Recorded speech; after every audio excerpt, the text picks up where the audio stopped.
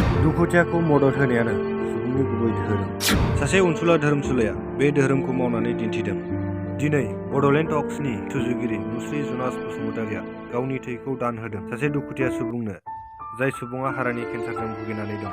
चिरां जिल्ला बेंटल देवलगुरि गामिनि मानुएल मोसाहारिनि अनजालि फिसाजो महिमा मोसाहारिया शारीरिक रुगिजों जुजिनानै गुवाहाटीनि बि बरुवा केन्सार इनस्टिट्युटआव फाहामथाय लागासिनो दं। बेनिखायनो सुबुं अनफावरि धोरोमसुला नोंथांमोनहा दुखुथिया महिमा मोसाहारिनि जिउखौ रैखा खालामनो नैबे गाहायाव होनाय बिब' अनसुलि नार्जारिनि बेंक एकाउन्ट नाम्बाराव राङारि अनसुंथाइ हरनो हागोन।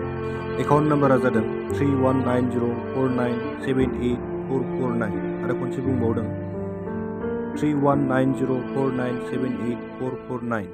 IFSC code SBIN 0007171।